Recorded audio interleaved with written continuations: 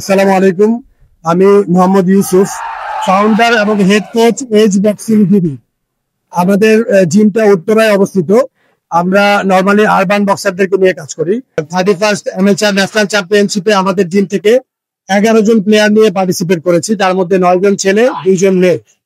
তো এর আগে আমরা এইটাতে পার্টিসিপেট করার জন্য 2 মাসের একটা অ্যাডভান্স ট্রেনিং সেশন করেছি।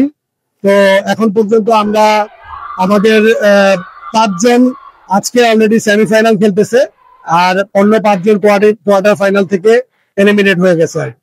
তো আজকে আমাদের একজন ফিমেল ফাইটার, সে সেমিফাইনালে বাংলাদেশের টপ একজন বক্সারের সাথে খুবই ভালো পারফরমেন্স করেছে। আমাদের আরবান থেকে সাধারণত বক্সার আমরা পাই না, তো সেই ক্ষেত্রে আমাদের এখান থেকে আরবান থেকে যে বক্সার উঠতেছে সবাই এটাতে খুবই অ্যাপ্রিসিয়েটেবল। এবং আমাদের টার্গেট হচ্ছে, আমরা যেহেতু শুরুতে প্রফেশনাল নিয়ে কাজ করতাম, কিন্তু এখন থেকে আমরা অলওয়েজ অ্যামেচার বক্সিং এ পার্টিসিপেট করতে থাকবো, সব ধরনের ফাইট। এটাই আমাদের টার্গেট, আমরা এটা নিয়ে এই লক্ষ্য নিয়ে কাজ করতেছি।